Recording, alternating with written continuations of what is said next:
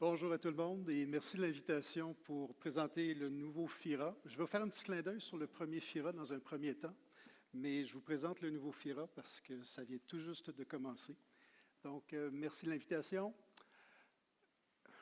Pourquoi le FIRA? Le FIRA a été inventé il y a une quinzaine d'années, en 2011, donc 14 ans. C'était pour venir en aide aux jeunes qui ont des projets de démarrage, surtout qu'on connaît le contexte. L'agriculture n'est pas facile d'accès. Anne a dépeint un portrait des fois un petit peu gris, voire noir précédemment, mais tout le monde part. Il y a plein de monde qui part en agriculture quand même à toutes les années, sauf qu'il faut trouver des façons innovantes de vous aider à partir parce que la compétition est là. La maturité du monde agricole est là. La compétition pour la terre agricole est là. Et les modèles d'agriculture sont hyper diversifiés, du maraîcher bio au panier, en passant par la terre de grande production de céréalières qui a besoin de 2, 3, 4, 5 000 acres. C'est ça l'écosystème dans lequel il faut évoluer en tant que relève aujourd'hui. Vous faites des transferts familiaux ou vous faites des démarrages, vous faites des croissances alors que vous êtes encore une jeune entreprise. Ça implique des enjeux différents et c'est ça la multitude de facettes que peut avoir l'agriculture. Et c'est pour ça qu'on s'est dit qu'il fallait partir le FIRA pour donner des outils complémentaires au marché financier pour vous aider et vous suivre dans le démarrage d'entreprise. Donc, le FIRA, c'est qui? C'est 3 partenaires qui se sont associés pour créer une organisation totalement indépendante, le FIRA, le Fonds d'investissement pour la relève agricole. Notre focus, la relève. C'est sur la relève qu'on veut insister et qu'on veut s'impliquer. Les 3 partenaires du nouveau FIRA, du FIRA 2, vont investir 100 millions dans les 10 prochaines années au niveau de la relève. Les 3 partenaires, je les identifie rapidement. La Financière agricole du Québec pour le gouvernement vient avec 50 millions. Le Mouvement des jardins vient avec 25 millions et le Fonds de solidarité vient avec 25 millions. Vous comprenez que les partenaires qu'on a dans le fonds, c'est des partenaires qui ont des enjeux de société à soutenir et c'est pour ça qu'ils ont créé le FIRA. Le FIRA est totalement indépendant, soit dit en passant. On est une institution financière indépendante qui prend ses décisions. On travaille avec Desjardins, mais on travaille avec toutes les institutions financières. Mission, soutenir des jeunes qui ont des projets de développement, de démarrage, de développement de croissance ou de transfert d'entreprise avec des outils complémentaires. Donc, pas nécessairement le financement que vous allez avoir à la caisse. C'est des outils complémentaires qui sont adaptés à la relève qu'on veut vous mettre entre les mains. Puis notre mission, c'est d'aider un plus grand nombre à pouvoir partir dans un contexte où ça devient toujours un petit peu plus difficile de décoller. 3 objectifs fondamentaux. Être complémentaire aux créanciers qu'il y a sur le marché, parce qu'ils ne peuvent pas tout faire. Fournir vraiment une structure financière qui est adaptée à vos besoins, aux besoins des jeunes entreprises, puis contribuer à l'arrivée de nouveaux sangs dans le monde agricole et vous aider à rester en agriculture pendant plusieurs années. Si on peut réussir tout ça, comme on a réussi dans le premier FIRA, bien, je vous dirais, ça va être mission accomplie encore une fois. Critères d'admissibilité, vous pouvez tout aller sur notre site Internet pour consulter c'est quoi ces choses, ce que je vous présente là, mais grosso modo, nous autres, notre focus, c'est la relève, donc 18-40 ans. Je n'irai pas trop là-dedans parce que vous pouvez le consulter, mais notre principal focus, c'est vous comme relève. Donc, Anne a présenté quelque chose sur lequel je veux faire du surf. Accompagnement. Accompagnement et vous connaître. Nous, on va insister sur vous, votre préparation, comment vous vous connaissez, vos objectifs personnels, professionnels et d'entreprise, et comment vous allez vous entourer pour réussir dans les prochaines années. Donc, si vous rentrez dans le groupe des 18-40 ans avec un peu de formation ou de l'expérience, on va vous accompagner dans la mesure où vous rencontrez aussi cet objectif-là de bien vous connaître et vous préparer. Pour ceux qui ne nous connaissent pas, est-ce qu'il y en a qui ne connaissent pas le FIRA à date? À main levée, s'il vous plaît. OK, il y en a quelques-uns, c'est dommage. On va prendre le temps de vous présenter nos outils dans ce cas-là. On a 2 outils financiers pour compléter le marché. On fait de la dette, donc du prêt, et on fait de la location de terre. On peut acheter des terres et les louer. La dette, comment ça se passe? C'est de la dette subordonnée. C'est quoi son avantage? C'est l'avantage de dire qu'on peut se financer quand on démarre en agriculture dans la mesure où on a assez de garanties à offrir à nos créanciers puis qu'on a assez de capacité de remboursement dans le futur. Nous autres, on se dit, s'il y a de la capacité de remboursement dans le futur, mais qu'il n'y a pas assez de garantie, c'est là qu'on va intervenir. On peut faire du financement de 50 à 500 000 $ par projet. Donc, s'il manque de mise de fonds dans le projet, on peut intervenir avec ce financement-là.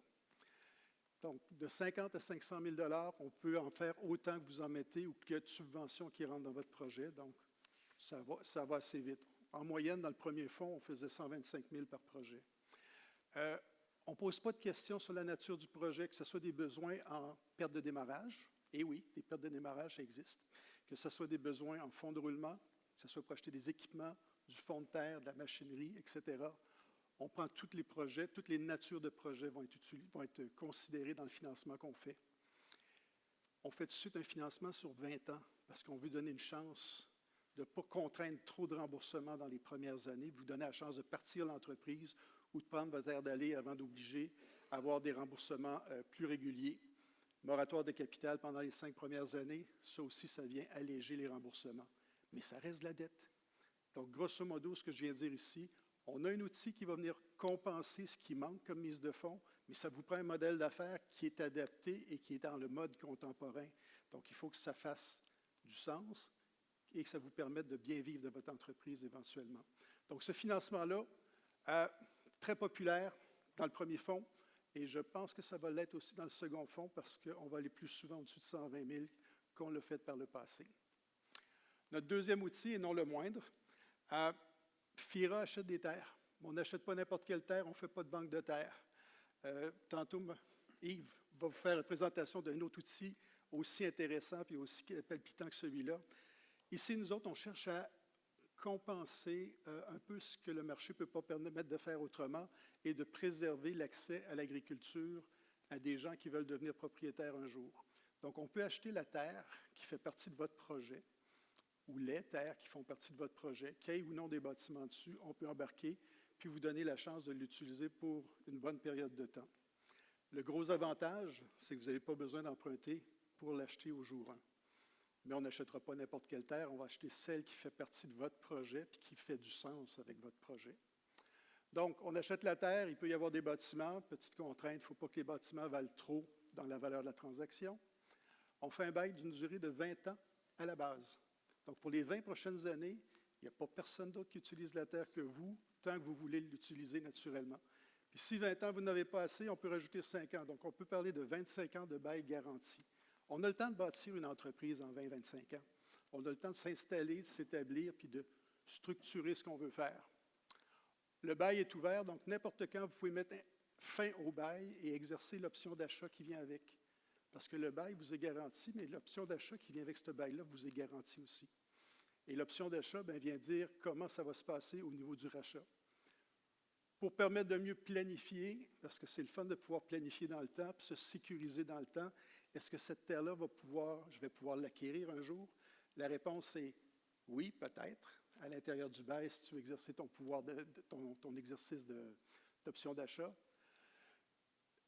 On va fixer un loyer qui correspond à peu près au marché moyen actuel qu'on remarque au Québec, de 1,75 % de la valeur de l'investissement qu'on a fait. On va ajuster à tous les 5 ans ce loyer-là seulement. Donc, aux 5 ans, on va évaluer la valeur de la terre, puis ça va être 1,75 % de la valeur de la terre dans 5 ans. Et ainsi de suite à chaque 5 ans. Quand va venir le moment où vous allez être prêt pour racheter, on va vous demander de nous donner un signal assez de bonne heure, puis les 2 options d'achat qui sont ouvertes vont avoir été choisies au départ. On va soit avoir plafonné le maximum de l'inflation sur le prix de rachat à 4 % par année, ou on va partager moitié-moitié l'inflation qu'il peut y avoir eu entre le moment où on l'a acheté et le moment où vous exercez votre option d'achat. Donc, grosso modo, c'est ça les 2 outils qu'on fait. Tantôt, je répondrai aux questions parce que le temps est un peu serré. Catherine me fait signe. Mais je peux vous dire que dans le FIRA 1, on a eu la chance de s'investir à la grandeur du Québec, sauf aux îles de la Madeleine, puis sur la Côte-Nord pour des achats de terre. Mais passé ça, on a eu la chance de travailler partout et de donner une chance à plusieurs relèves de s'établir. Rapidement, comment faire affaire avec nous autres? Presque tout le monde nous connaît. Il y en a qui vont nous connaître aujourd'hui, mais dans l'écosystème financier au Québec, tout le monde nous connaît ou savent comment nous joindre. Vous nous appelez dans un premier temps, on va trier, savoir si vous qualifiez, si le projet se qualifie ou qu'est-ce que ça prend pour qualifier votre projet chez nous. Et après ça, on va s'assurer que vous allez passer au travers toutes les étapes essentielles, nécessaires ou qui vont optimiser vos résultats, votre capacité de réaliser votre projet. On va vous demander après ça de nous présenter votre projet, plan d'affaires avec le partenariat que vous avez fait avec les autres partenaires au niveau de votre projet, Puis nous autres, on fait l'autorisation à l'intérieur. Tous les dossiers qu'on va faire vont passer entre les mains d'un notaire parce qu'on veut être sûr que dans votre carrière d'entrepreneur, vous avez eu l'opportunité de vous faire expliquer dans quoi vous vous embarquez quand vous faites des contrats de financement ou de location. Donc, je rappelle vite, on fait du prêt subordonné pour compléter votre mise de fonds, ce que va vous demander votre créancier. On peut faire de la location de terre, donc acheter la propriété qui fait partie de votre projet pour éviter que vous consacriez votre mise de fonds juste dans l'achat de terre, puis vous donner une chance de la racheter quand vous êtes prêt. Puis, ultimement, bien, les avantages qu'on a offerts dans le passé et qu'on offre dans le futur sont des avantages où on vous permet d'être plus stratégique avec votre mise de fonds au niveau d'investissements qui sont plus profitables ou qui vont permettre à votre entreprise d'avancer comme il faut. Il y a 13 ans, j'ai dit qu'on fait partie d'une grande recette. Ça a été bien réutilisé et j'en suis content. Aujourd'hui, je vous le dis, dans les ingrédients pour vous aider à partir votre entreprise, faire votre transfert d'entreprise familiale ou autre, ou démarrer, on est beaucoup dans cet écosystème-là. Par où commencer, c'est toujours un défi. C'est toujours de trouver les bonnes personnes dans votre environnement ou de vous y préparer. La financière, le FIRA, la fiducie est là, les institutions financières, les groupes conseils, les ingrédients au Québec, ils sont nombreux. Donc, prenez le temps de faire le tour et réfléchir à ce que vous voulez faire. Merci.